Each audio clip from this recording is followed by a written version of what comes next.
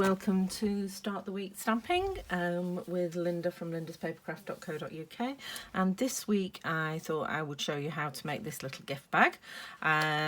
This is sort of the trial model, which is why it's in some retired DSP, but this is a new ribbon which I've not got out yet. Let's get it out, from Stampin' Up, and it's called Natural Finish. Oh, by the way, if you don't have a Converse box, this is how to store your ribbon. It's amazing. This one, so it's called Natural Finish Ribbon, and it is a natural finish ribbon. It's beautifully easy to tie bows with, which is always, well, the video I posted last week was the Connie Stewart how to tie bows. This is a good one to practice with, because it's not too slippy and it's quite forgiving. So, you know, cut yourself a nice long length of it, get a block out and start practicing. Right, so we're going to make the gift bag, but again, I thought I'd make it for a bloke this time. So I'm using this paper, which is the He's the Man paper from Stampin' Up. So you get 2 sheets. These are all die cuts that you can use on cards. So great Best Dad Award, Father's Day, somewhere. Can't see that at the moment, it's probably under here. But lots of nice male sentiments there. And then we've got some papers here, which you can see I've already started using. We've already had Father's Day. So just let me get out the full sheets, because I do need quite a lot of DSP, so I've got the full sheets there. So as ever, so there are lots of barbecue-y type things, which are lovely. Gorgeous. What colour that is? Let's have a look. Basic black, Cajun Craze. Yeah, that's Cajun Craze. So nice simple stripe with some barbecue tools. If your man in your life likes the cars, and again the plainer background. Love this one. I love the colour. I love all the little caravans and camper vans and the tents. We haven't been camping for a while, but maybe going again soon. And there's the other side, so a nice plaid, another nice diamond pattern, and that's a bit woo. But again, I like that lovely background for a card. Debating making a bag out of that. And then some nice Dapper Gentleman ones. I think this might be the one I'm doing actually. So a nice tie, some glasses, a tash, a star, a rosette, because we are the best dad in the world, and some nice smart shoes. So I really like that. And then it's got a lovely, just a plain background with a little line of detail, of stitching detail through it. So I think we're going to use this one, so let's put those away. So the colours that go with this are Basic Black, Cajun Craze, Crushed Curry, Early Espresso, Sahara Sand and Soft Succulent. So let's get started. So I'll pop this over here. Okay, and get my instructions out. Now, if you do want a PDF of this, just send me a message and I will send one to you. So I'm just going to open up my instructions. There we go. So you need a piece of Designer Series paper that is 25 centimetres by 18 centimetres. So we'll cut that first. Panic then, no trimmer. But I'm going on a crafternoon this afternoon with Julie Sutcliffe, who was Kettlewell. So if you've got a direction on your paper like this one has, it needs to be 18 centimetres high. So I'm going to cut that one first. So I'm cutting this one. I've pulled my extender out and I'm cutting at 18 centimetres. Oops. I am cutting at 18 centimetres, so I'll just pop that in and then cut that down, and then I'm cutting it by 25 centimetres, so that's there. Okay, 25 centimetres and cut. Now you don't need your cutting blade anymore, so pop that down the bottom. So, and now we're going to be doing some scoring. So from the long side, so this way, so with it in landscape, score at 3 centimetres, using the scale on your trimmer to measure. So 3 centimetres, 12 centimetres, 15 centimetres,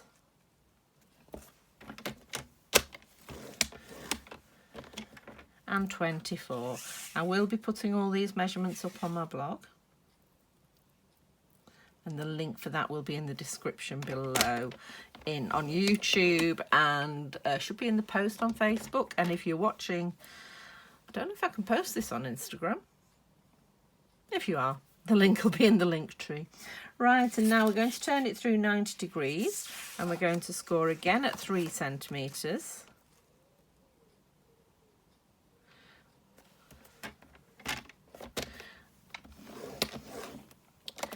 And this time at 15, and you've done all your scoring now.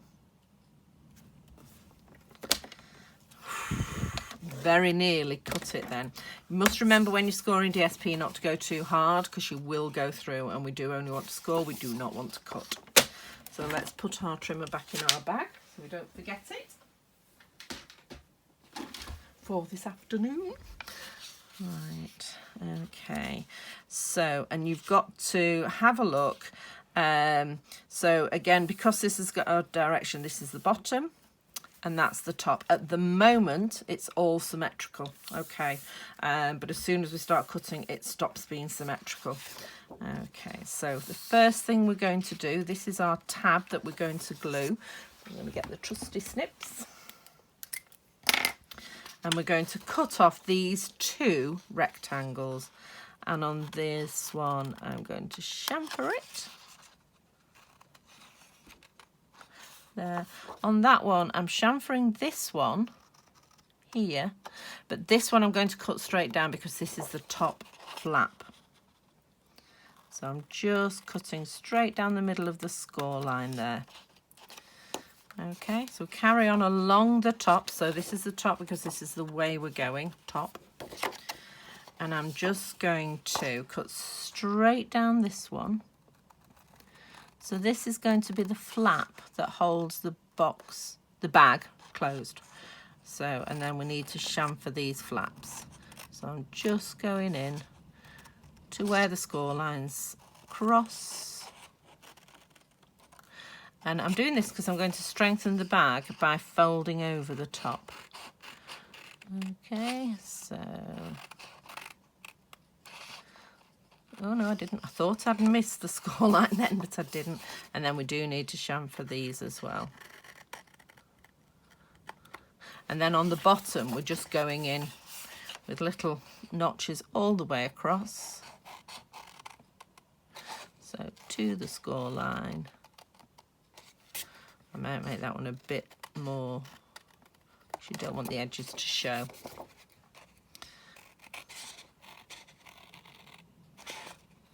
Okay. So I'm just taking out all these notches. So you should end up with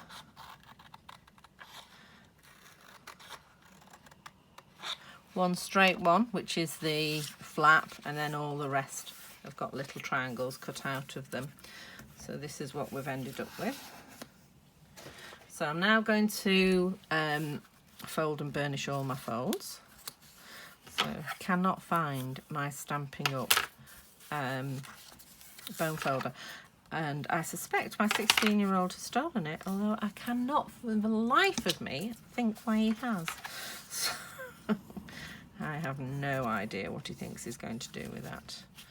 So he does like pinching my crafting stuff, particularly at the moment double-sided tape. That seems to be the thing. So,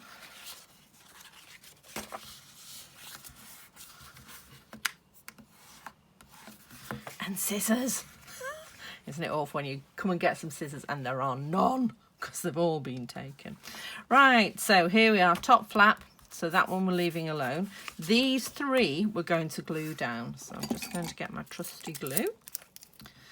So just popping our glue on here like that. The label is coming off. I think I might just take it off in a minute. Right, It is an ongoing saga on my videos at the moment, is that label. There we go. So we're just folding all 3 flaps down, leaving that one up because that's your closure. Okay. And then we're going to fold it here so that it meets up there, and that's going to be your main seam. So again, I do like wet glue because it gives you a bit of wiggle room. It's also a bit more permanent than the tape runners, although the steel Stamp and Seal Plus is good. Or use tear and tape. So, and I'm just going to bring that here and just make it level and straight. And have we got it? Yes, that's the fold. Okay, so I'm just going to make sure that's nice and glued, and it is. Okay, so we've got the makings of a bag. So to make the bottom, fold your 2 flaps in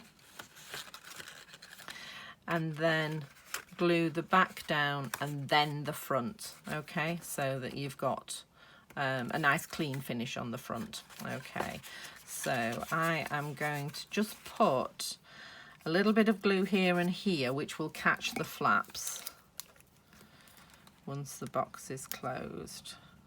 Bag. Once I've finished, and then I'm going to put glue on this. Okay, and as I say, because we're using Tombow, we've got a little bit of wriggle room, so I shall pop that down. There we go, making sure it's nice and square, and then I'm just going to go in with something long enough.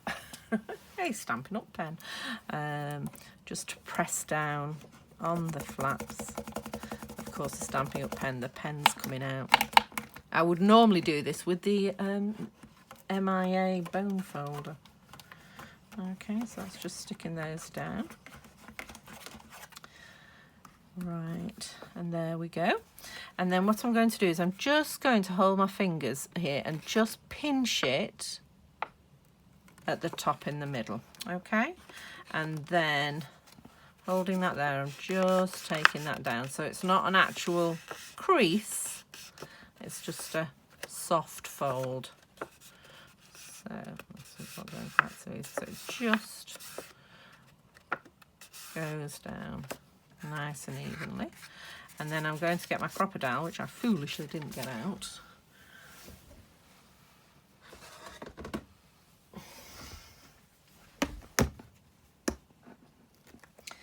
Any hole puncher that you can position will work well for this. And what I did, so this is now 9 centimeters wide. So if I get my ruler, then you can see what I'm doing. So it's 9 centimeters wide, and I want the hole to be halfway, so that's 4.5 centimeters. It's basically at the point of that tie, but I want it sort of about 2/3 to 3/4 of the way down. So I'm actually going to put, I don't know if you can see that, let's see, I've just put a pen mark just there, and that's where I'm going to punch my hole. Okay, so I'm finding my big hole. We used to sell these actually at Stampin' Up, but unfortunately no longer. But they are really useful for doing holes through anything. I had to make an extra hole in my son's belt the other week, and it just went through it like butter. And it was a proper leather belt. It was amazing.